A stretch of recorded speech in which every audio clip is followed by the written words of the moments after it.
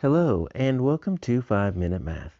Today we are looking at the 7th grade concept of simple and compound probabilities. This is standard 7.6i in the great state of Texas, and we are using item number 11 off the 2017 released STAAR test. If you have not done so already, please go ahead and take a moment to pause the video, work this problem out on your own, unpause it, and then we will look at our answers together. So Tara has two different bags, and so I'm just going to kind of visualize them as just two circles right here. So the first bag contains 6 reds, 5 blues, and 4 greens. So I'm just going to put some 6 reds. I've got 5 blues, so we're just going to intersperse them here. And then 4 greens. 1, 2, 3, 4. All right, so there's my first bag. The second bag doesn't look like it actually has as much. It's got 3 reds, 2 blues, 4 greens, and that's it. Okay, so not many marbles from that one. So what is the probability that she will select a blue marble from each bag? All right, so selecting a blue marble from this first bag would be a simple event. What's the probability of getting a blue out of that bag? Pretty simple.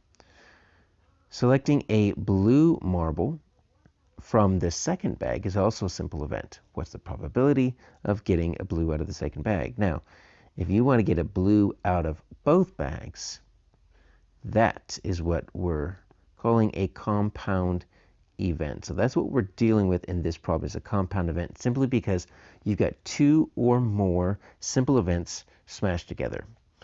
So in this case, we're just dealing with 2, but they could have given us a third bag and said she wants to get a blue out of all 3. Anything more than 1, that's a compound event. So let's just figure out what our probabilities are. So how many total blues do we have in this first bag? That's 1, 2, 3, 4, 5. Okay.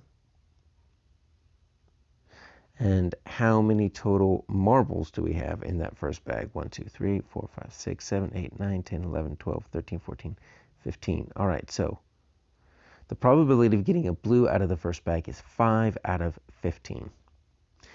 Second is a little bit easier. So you see we've got 2, only 2 blues, and I've got a total of, that's a nice little array, isn't it? 2 9s. Now, how do we find a compound probability? What do we do with these two fractions? Well, we don't add, we don't subtract, we don't divide. What we do is we multiply the two fractions. So we multiply 5/15 times 2 9s. Now we could go ahead and do it that way, but I'm noticing that my 5/15 can be reduced. 5/15, they both can be divided by 5. And so I want to call that 1/3. So 1 out of every 3 marbles in this first bag is a blue marble. And I'd rather multiply, instead of this 5/15, let's make it 1/3. That's just going to be a lot easier when we go across. So if we did 2 times 1 is 2, and then we've got this 9, right? 9 times 3, 27. I mean, multiplying fractions is pretty simple. You go straight across. Those are 2 is a prime number, and 27 is not even. So, I mean, that's as far as we can go. Our answer looks like it's sitting there at D. What would have happened if we wouldn't have reduced? Well, let me just multiply this 2 9s times 5/15, and you see what we'd have to do here. 10. Oh, and then we do 9 times 15. 45. It's 135. So we'd have 10 over 135.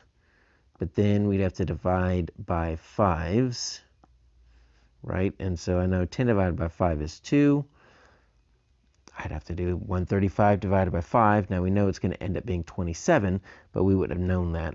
So it's just a little bit cleaner. Our answer here is D.